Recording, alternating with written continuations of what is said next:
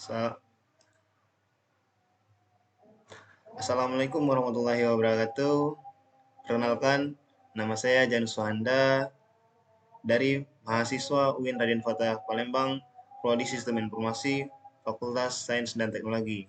Nah, di sini saya membuat video tentang penjelasan analisis dan perancangan sistem informasi untuk melengkapi tugas UAS dari mata kuliah analisis dan perancangan sistem informasi. Nah, di sini saya akan menjelaskan proyek saya tentang sistem informasi penjualan pada toko kue berbasis web. Nah, di sini saya menganalisis dari web yang telah saya buat sendiri. Nah, di sini tidak usah panjang lebar, saya Janus Wanda dari kelas C 2283C akan menjelaskan beberapa materi sampai selesai. Yang pertama di sini judul dari judul dari materi saya itu atau web dari saya ini yaitu sistem informasi penjualan pada toko kue berbasis web.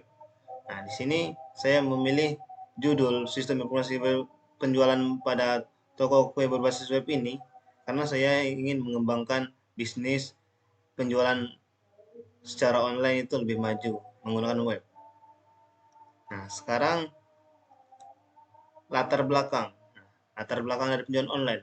Perkembangan teknologi, informasi, dan internet yang sangat pesat sudah banyak membantu manusia dan dalam melakukan pekerjaannya. Selain internet, ada smartphone yang dapat mengakomodasi internet sesuai dengan kebutuhan manusia. Karena dengan internet, setiap orang dapat memperoleh dan menyampaikan berbagai informasi yang dibutuhkan. Website. Mungkin kebanyakan orang sudah sering mendengar dari kata website. Nah, website adalah kegiatan-kegiatan bisnis dengan tujuan mengambil keuntungan seperti penjualan, kemudian pelayanan informasi dan perdagangan melalui perantara, yaitu melalui suatu jaringan komputer, terutama internet. Nah, manfaat penerapan penggunaan website ini akan memberikan gambaran yang sangat signifikan bagi teknik sistem penjualan yang dibutuhkan dalam menghadapi persaingan perusahaan di era globalisasi saat ini. Diharapkan mampu memudahkan bagi penjual dan membuat laporan rekapitulasi penjualan sehingga laporan dapat dihasilkan dengan cepat dan akurat. Akan tetapi, walaupun website tadi sudah berkembang pesat, tapi ada juga website penjualan berbasis website ini belum menggunakan ada pula penjualan penjualan dalam sekarang ini belum menggunakan website. Maka dari itu, kita harus menggunakan website dengan cara seperti ini. Karena website itu sangat membantu dalam penjualan online kita. Sehingga konsumen membutuhkan melalui pemanfaatan sistem informasi website ini diharapkan mampu meningkatkan kebutuhan akan data dan pertukaran data dan informasi hingga transaksi tentang segala produk yang ada pada toko. Dengan adanya permasalahan di atas, saya membuat judul pembuatan web ataupun sistem informasi penjualan pada toko kue yang berbasis web. Nah, maksudnya itu yaitu di sini saya akan membuat jualan kue atau penjualan kue kue yang berbasis web secara online. Kita bisa mencari kue kita melalui media sosial, website, dan sebagainya. Dan mempermudah kita untuk mencari kue yang ingin kita cari. Nah, dalam penjelasan saya tadi, mungkin saya mempunyai landasan teori. Yang pertama, sistem informasi. Nah, menurut kursus nih dan Konyo 2007, definisi umum sistem informasi ini adalah sebuah sistem yang terdiri atas rangkaian sistem informasi terhadap pengolahan data untuk menghasilkan informasi yang berguna dalam pengambilan keputusan. Website. Menurut kuis Yadi tahun 2017, website adalah suatu sistem yang memberi dukungan bagi pengguna yang akan melakukan interaksi dengan interface berbasis web dan dapat diakses oleh sebuah browser. Ya. Selanjutnya, penjualan yang kita ambil tadi. Penjualan menurut Mulyadi tahun 2008, kegiatan penjualan terdiri dari transaksi penjualan barang atau jasa, baik secara kredit maupun tunai. Dalam transaksi penjualan kredit, jika order dari pelanggan telah dipenuhi dengan pengiriman barang atau penyerahan jasa dalam jangka waktu tertentu perusahaan memiliki piutang kepada pelanggannya. Itu landasan teori bagi saya untuk membuat penjualan berbasis web dengan secara online ini. Nah, selanjutnya identifikasi. Nah, di sini juga kita ada identifikasi masalah, penyebab masalah, ada juga titik keputusan dan personil kunci dalam identifikasi kita. Nah, yang pertama identifikasi masalah dan penyebab masalahnya. Nah, di sini saya mengidentifikasi dari hal yang saya buat, dari web yang akan saya bangun tadi, yang sudah saya bangun, yang akan saya bangun juga untuk selanjutnya, penjualan yang pertama itu adalah penjualan menurun secara online. Maksudnya kenapa? Ya, penjualan dalam dalam era globalisasi sekarang secara online ini mungkin menurun. Nah, penyebabnya kenapa? Ya, kurangnya strategi dari pemasaran online yang efektif. Persaingan pasar yang meningkat ini menurunkan kita dalam bersaing dalam era globalisasi untuk meningkatkan strategi pemasaran online secara lebih tinggi.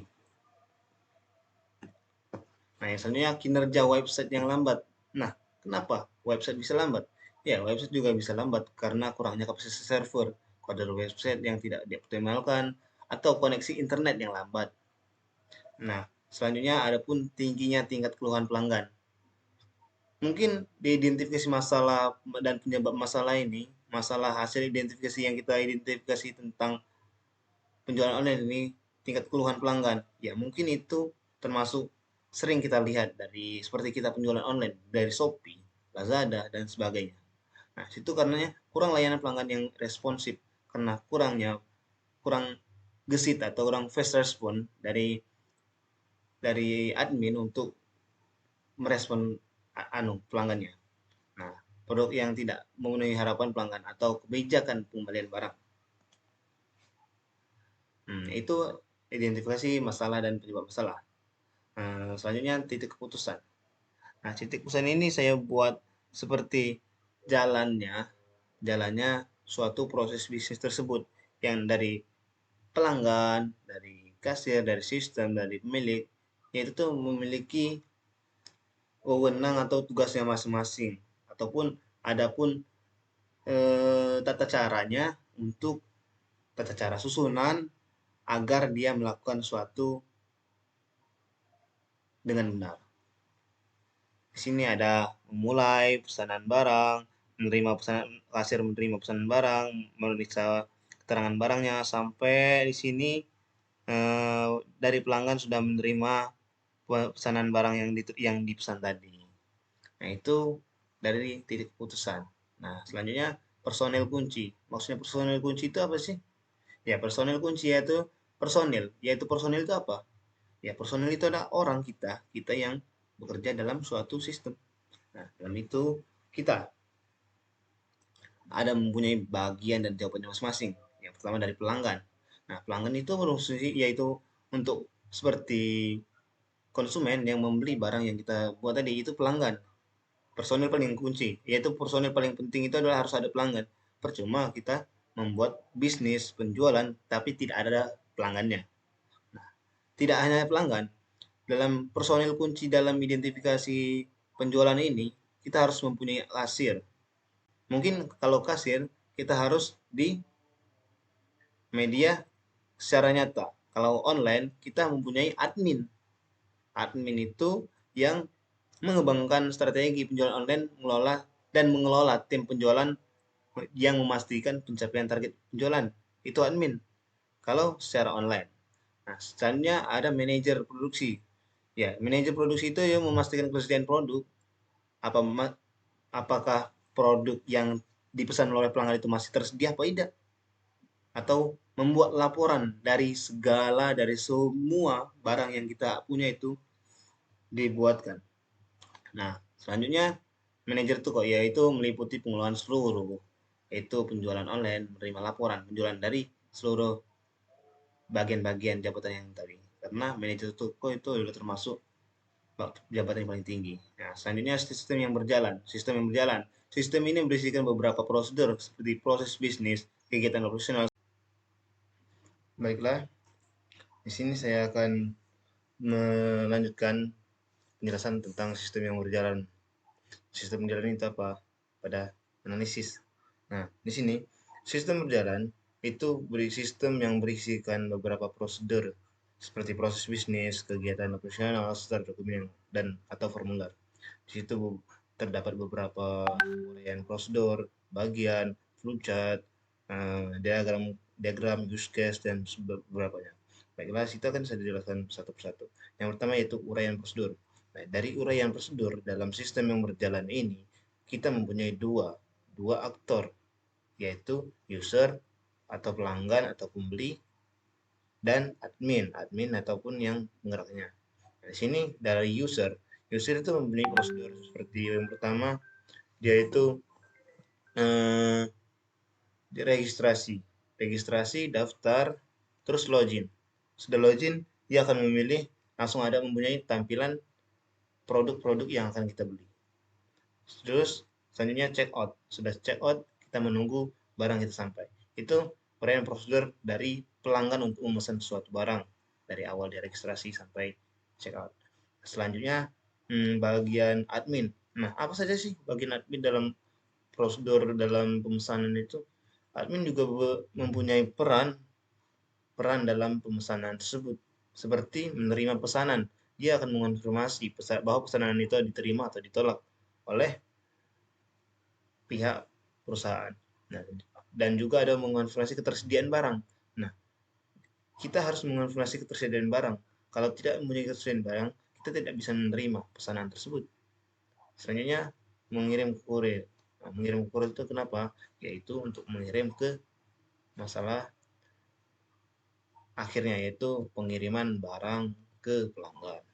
Selanjutnya, bagian alir flowchart. Nah, di sini saya membuat flowchart menggunakan dua aktor juga, seperti yang saya sudah jelaskan yang pertama tentang uraian prosedur. Di sini itu eh, mempunyai user atau pelanggan atau pembeli dengan adminnya. Nah, yang pertama kita dari user. User itu kita pertama kalau dari flowchart kita mulai ada gambar lingkaran atau apple, ellipse, iya ellipse. Terus kita memilih pesanan, terus admin bekerja mengonfirmasi pesanan tersebut diterima atau ditolak. Nah, terus sudah kalau diterima, dia akan diproses pesanan tersebut dan akan sampai ke pembeli. Selesai. Nah, selanjutnya struktur organisasi. Di dalam sistem juga mempunyai atau sistem penjualan ini atau dalam perusahaan juga mempunyai suatu organisasi struktur yang mana dari manajer, dari admin, dari kasir, dari sebuah itu mempunyai semua struktur. Dan di sini saya menjelaskan ada beberapa struktur dari organisasi tersebut yang saya buat ini. Nah, yaitu seperti struktur organisasi yaitu manajer toko, yang mana manajer toko ini bertanggung jawab penuh atas pengelolaan strategi penjualan online, menerima laporan penjualan serta semua hal yang mengenai dengan toko. Nah, saya manajer penjualan. Apa sih manajer penjualan itu? Apakah cuma manajer toko yang mempunyai kata manajer? Ya, manajer penjualan itu yang bertanggung jawab penuh atas pengembangan strategi penjualannya. Nah, seperti dia menyusun strategi apa saja yang akan kita buat untuk mengembangkan penjualan kita ini dan mengelola tim penjualan dan memastikan pencapaian target sesuai sasaran. Tentunya ada juga manajer produksi. Nah, bukannya manajer itu cuman manajer toko atau pimpinan. Itu tidak. Di sini juga dijelaskan manajer produksi. Manajer produksi merupakan bagian yang berfungsi sebagai untuk memastikan ketersediaan produk, mengelola proses produksi dan menerima laporan. Nah, tugas manajer produksi ini yaitu seperti hmm, pekerja-pekerja atau yang lainnya untuk menyiapkan, memastikan kesediaan, mengelola proses produksi dan menerima laporan penjualan itu. Itu sistem yang berjalan dari sistem struktur organisasi dan flowchart serta uraian prosedurnya. Selanjutnya analisis. Nah, dalam analisis kita menggunakan pitches, menganalisis pitches. Apa sih pitches? Performance, information, economy, control, and efficiency. Itu pitches. Nah, di sini kita menganalisis kelemahan dari sistem dan pemecahannya bagaimana atau solusinya. Nah, di sini saya jelaskan juga pitches, performa. Pertama dari performa. Performa itu performa atau kinerja. Nah, di sini masalahnya kinerja sistem yang melambat dan kurang respon. Nah, kita harus memecahkannya itu dengan memperbaiki desain terbuka pengguna dengan cara memperhatikan prinsip yang ada serta mengembangkan user friendly untuk membuat respon yang lebih cepat. Misalnya informasi, keterbatasan informasi, produk, dan salah melakukan validasi data terhadap proses pemesanan. Ini harus kita pecahkan dengan cara lebih melengkapi sistem dengan validasi data yang lebih baik dan harus lebih memperhatikan kebutuhan selama proses pemesanan tersebut. Selanjutnya ekonomi. Masih banyak masalah yang ada dalam bidang ekonomi untuk jualan online. Yang pertama itu ya cuma satu, tingginya biaya pajak dan biaya logistik. Nah, bagaimana sih kita harus memecahkan tingginya biaya pajak dan biaya logistik itu? Ya, kita harus menggunakan perangkat lunak, akuntansi atau konsultasi ke pajak dapat membantu penjualan online untuk mengelola pajak kita. Nah, kalau kita mengkonsultasi kepada perusahaan tersebut, kita akan mendapatkan keringanan dalam biaya pajak kita. Maka dari itu kita harus mengelola pajak lebih efisien serta memperbaiki proses logistik dari mulai penyimpanan hingga pengiriman barang. Misalnya kontrol. Kontrol. Apa sih kontrol? Nah, kontrol itu adalah penggerak. Masalahnya yaitu tidak dapat mengelola ulasan dengan baik atau tidak merespon umpan balik dengan pelanggan dengan cepat. Nah, ini kontrol juga hampir sama dengan performance tadi. Dia agak lambat. Nah, di sini dijelaskan apa sih cara kita untuk memecahkan masalah dari kontrol ini tadi. Nah, di sini itu kita harus secara teratur memantau platform online pelanggan meninggalkan ulasan, termasuk situs web, e-commerce, media sosial, dan forum industri lainnya. Soalnya efisiensi. Apa sih efisiensi? Efisiensi itu apa sih? Ada yang tahu? Ya, efisiensi itu adalah suatu memudahkan kita dalam mengerjakan segala sesuatu. Nah, di sini jelaskan masalahnya yaitu kesulitan dalam mengelola persediaan secara efisien, secara baik, dapat menghasilkan stok. Nah, di sini kita harus mempunyai cara untuk memecahkan masalahnya itu dengan cara menggunakan perangkat lunak atau platform manajemen persediaan yang dapat membantu kita melacak persediaan dengan lebih baik dan efisien serta menggunakan dalam historis dan analisis. Misalnya service. Apa service? Mungkin kita sering mengatakan service ya. Nah, dalam service ini punya kesalahan yaitu dalam pemrosesan pesanan seperti pengiriman barang itu banyak yang salah, pengiriman yang terlambat dan pengiriman barang yang rusak. Nah, situ kita harus memperbaiki gimana cara memperbaiki masalah yang ada tersebut, yaitu dengan cara menggunakan sistem yang kuat untuk memproses pesanan dengan akurat dan efisien, dan mengimplementasikan sistem verifikasi ganda, di mana pesanan diperiksa oleh 2 orang atau lebih sebelum dikirim.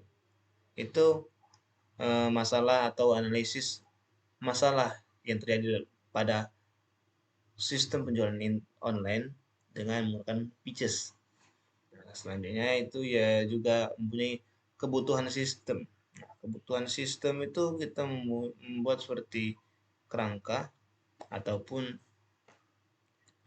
punya ini jelaskan dari kita menjadi dari konsumen. Nah, konsumen ini melakukan pendaftaran, terus extend melakukan login ke admin. Ada juga melakukan transaksi pembelian secara online. Nah, di sini ketiga cara ini di backup oleh oleh admin. Admin melakukan login admin, mengelola data produk, serta laporan transaksi. Nah, di sini admin melakukan transaksi pembelian secara online juga. Terus extend kepada pengirim barang. Pengirim barang akan diambil oleh kurir dan diantar ke konsumen tersebut. Nah, selanjutnya pemodelan sistem. Model sistem. Ini saya buat diagram kelas diagramnya yang mana dalam table admin punya admin, username Baiklah, kita akan melanjutkan lagi. Dalam kelas diagram tadi sampai table admin. Table admin itu terdiri dari ID admin, username, dan password. Yang mana ini kita bisa menyimpan, mengedit, dan menghapus data-data kita yang ada di sini. Ya, admin itu khusus dari admin yang bisa mengubahnya. Terus ada juga table jenis. Jenis apa? Jenis barang, jenis produk, apapun itu kita bisa masukkan di sini. Terus ada pun jenis table produk. Table produk ini ada ID barang, nama barang, ID jenis, harga, deskripsi. Itu disimpan di sini semua di table produk. Misalnya ada table keranjang. Nah, table keranjang ini punya tanda tangan kerangkang, keranjang, ID produk, dan quantity. Yang mana bisa kita tambah dan kita bisa hapus. Selanjutnya ada juga table transaksi. Yang mana ID dalam table transaksi ini punya ID transaksi, ID keranjang, hmm, transaksi, tanggal transaksi, status transaksi, JME ongkir, ID konsumen. Simpan dan konfirmasi. Selanjutnya terakhir ada juga table konsumen, di mana ID konsumen, nama lengkap, email, password, alamat, dan nomor HP. Itu adalah kelas diagram yang telah saya buka dalam pemodelan sistem yang ini. Nah, selanjutnya ada ERD. ERD ini kita nggak usah jelaskan, yang mana ERD ini mempunyai gambaran seperti ini, yang mana admin, username, nama penjual, ID user, password, alamat, laporan ini menjadi satu dalam satu admin. Berarti dia menggunakan satu admin. Terus keranjang, ID, user, jumlah, barang, ID barang, nama barang, merek, iklan, region barang, hanya harga, John, jumlah. Di sini dijelaskan semua. Nah, selanjutnya ada juga desain antarmuka. Maksudnya desain antarmuka itu yaitu hmm, gimana sih menjelaskan bahwasanya ini bukti loh, bukti dari aplikasi yang kita buat tadi atau web yang telah kita buat tadi. Kan saya sudah berjudul sistem informasi penjualan kue yang berbasis web. Nah, sini saya menjual kue. Ada beberapa jenis. Nah, di sini dashboardnya itu ini menu. Ini sudah di apa itu? Di sini jelaskan juga. Nah, di sini ada nama kue dari kita, nama saya Janu Kue Sungai Are. Saya memiliki nama toko Janu Kue Sungai Are. Nah, selanjutnya itu eh, produknya. Ini termasuk dalam database-nya ya. Database-nya itu termasuk ada eh, home, ada produk, ada tentang informasi, ada manual aplikasi, serta ada untuk keranjang. Di sini kita langsung login. Dan saya ada akunnya. Di sini produknya ada 5, ada roti sobek, Mariam, kue tar, serta kue brownies ataupun kue bolu. Nah, di sini dalam ini termasuk dalam database-nya. Selanjutnya ada juga hmm, dalam input untuk menginput. Nah, sebelum kita masuk ke dalam produk untuk memesan produk, yang pertama itu kita harus registrasi ulang. Gimana sih registrasi ulang? Ya itu ya dengan cara gini. Kita lakukan daftar, masukkan username dan password. Nah, nanti dijelaskan ada apa tata caranya untuk melakukan login seperti ini, user atau membuat akun baru ini. Biasanya banyak digunakan dalam kalangan-kalangan untuk membuat akun baru. Nah, ini kondisi dalam isinya, yaitu pas kita memesan, ini keranjang, ini jumlahnya, dan ini pesannya. Kalau kita mau menambah, kita bisa klik hijau ini. Kalau kita mau selesai, kita klik biru ini. Kita langsung selesai. Nah, hanya check out atau output. Nah, output itu terdiri seperti ini tampilannya. Ada kan tadi kita contohnya seperti memesan roti sobek, kue bolu, kue brownies itu kisaran harganya totalnya sampai 100.000. Nah, di sini kita harus melengkapi dari provinsi, alamat, kota, dan kantor pos. Di sini akan kita dapatkan informasi dari kapan sampainya pesanan yang kita telah buat tadi. Nah, selanjutnya ini checkout berhasil. Ini tampilan checkout berhasil. Nah, mungkin dari sekian banyak yang saya jelaskan, mungkin inilah yang bisa saya jelaskan.